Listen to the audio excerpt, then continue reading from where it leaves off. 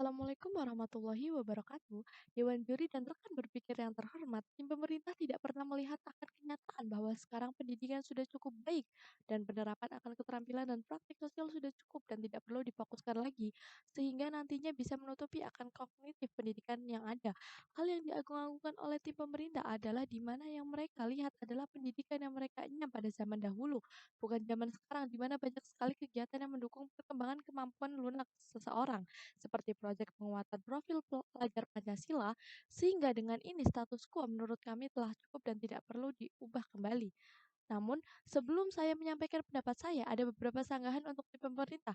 Yang pertama, tim pemerintah mengatakan bahwa pemerintah membuang-buang waktu dengan mengeluarkan uang yang banyak untuk memfokuskan pada kognitif akademik dibandingkan keterampilan dan praktik. Akan tetapi, kami percaya bahwa hal yang sama dilakukan pemerintah untuk mengembangkan keterampilan dan praktik sekarang ini pada status quo di mana sekarang ini terdapat banyak sekali webinar untuk guru dan juga terdapat proyek penguat kelima, yang mana pemerintah juga mengeluarkan banyak uang untuk hal tersebut dan tidak juga mengganggu fokus pemerintah untuk menggelontorkan uang demi kognitif akademik. Oleh sebab itu, menurut kami, hal itu tidak benar karena pemerintah mengeluarkan uang sama banyaknya dengan yang pemerintah keluarkan untuk perkembangan keterampilan dan praktik sosial. Yang kedua, tim pemerintah berkata bahwa ia akan menerapkan 70/30 untuk keterampilan dan praktik sosial dibandingkan kognitif akademik. Namun, dalam hal ini mereka tidak pernah menjelaskan akan bagaimana penerapannya. Sedangkan dalam sisi kami atau dalam status quo, kami telah menerapkan posisi yang tepat untuk keterampilan dan praktik sosial dan juga untuk kognitif akademik, sehingga anak-anak memiliki bekal kemampuan lunak yang memadai juga ketika mereka lulus sekolah menengah atas nanti, dan hal itu akan lebih diasahnya ketika mereka naik ke tingkat perguruan tinggi melalui mata kuliah yang ada dan melalui organisasi-organisasi yang ada. Sehingga dalam segi mekanisme, tim kami yang tetap pada status quo kami rasa telah cukup. Yang kedua, tim pemerintah mengatakan bahwa kognitif akademik tidak sustainable, yang mana mereka memberikan contoh akan banyak teman-temannya di dunia kerja yang pada akhirnya tidak kuat berhitung ataupun menghafal. Namun menurut kami ini adalah hal yang normal. Kenapa? Karena pada akhirnya jika tidak bekerja dalam bidang terkait dengan pelajaran yang dulu dipelajari, maka hal itu normal untuk terjadi. Namun bagi yang bekerja di bidang terkait, maka hal itu akan sangat penting untuk diterapkan.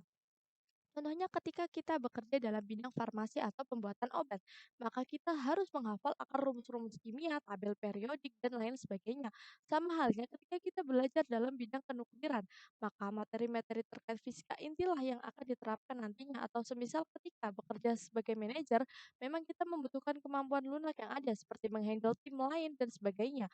Namun kita juga harus tahu kita ditempatkan sebagai apa. Jika manajer pemasaran, berarti kita juga harus paham terkait dengan materi pemasaran dan lain sebagainya.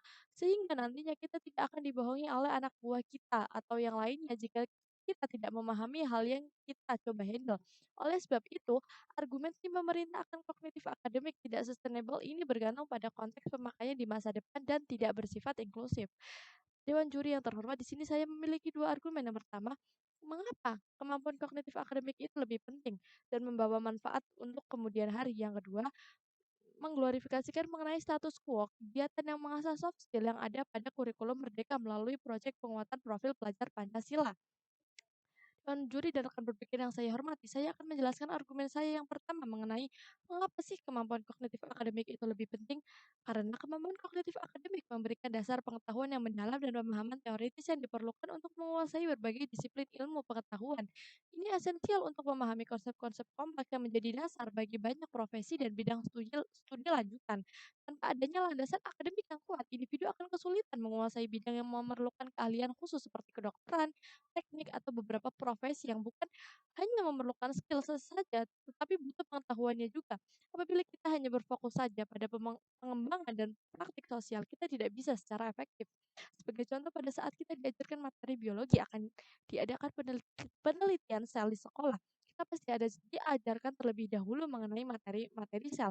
Apa saja sih struktur sel itu dan berbagai jenis jenis sel, lalu baru kita melakukan penelitian secara langsung. Apabila kita tiba-tiba disuruh melakukan penelitian tanpa adanya teori-teori mendasar terlebih dahulu, lalu bagaimana kita mengetahui apa saja struktur yang ada di dalam suatu sel tersebut? Maka dari itu, kemampuan kognitif akademik mengenai memberikan dasar pengetahuan dan pemahaman teoritis itu sangat penting diajarkan terlebih dahulu daripada lebih berfokus pada pengembangan keterampilan dan praktik sosial. Dan ini membawa manfaat untuk kemudian harinya di masa depan. Kita akan sangat dipengaruhi oleh kemajuan teknologi dan inovasi ilmiah. Profesi yang kita inginkan di kemudian hari, misal kita menjadi dokter, memerlukan pemahaman mendalam tentang prinsip-prinsip dasar dan teori-teori yang relevan dengan bidang dokter, seperti harus memahami anatomi, psikologi, biokimia, dan masih banyak lagi agar melakukan tugasnya dengan efektif. Tanpa dasar akademik yang kuat, seorang dokter tidak akan mampu menguasai materi-materi tersebut yang diperlukan dalam profesi mereka.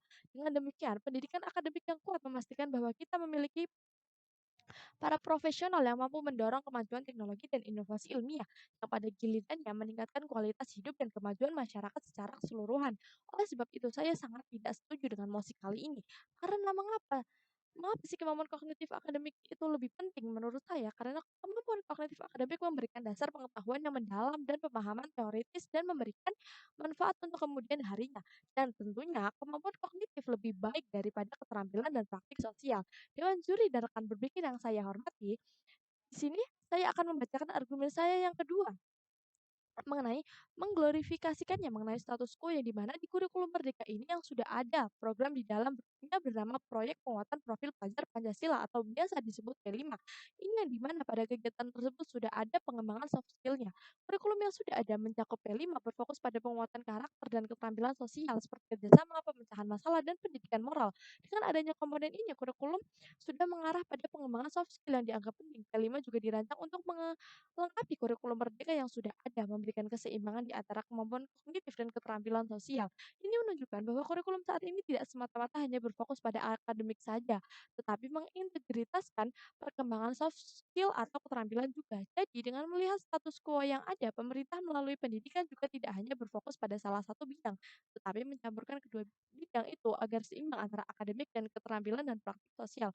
Oleh sebab itu, saya menolak perdebatan kali ini yang berbicara bahwa pendidikan yang lebih berfokus pada pengembangan keterampilan praktik sosial lebih baik dibandingkan dengan hanya berfokus kepada kemampuan kognitif akademik. Karena menurut saya dengan status quo yang ada di mana kurikulum Merdeka yang sudah ada di program di dalamnya bernama Proyek Penguatan Pelajar Pancasila atau biasa disebut P5 ini, yang di mana pada kegiatan tersebut sudah terdapat perkembangan soft skill. Oleh sebab itu, sekali lagi saya menolak perdebatan kali ini. Terima kasih. Wassalamualaikum warahmatullahi wabarakatuh.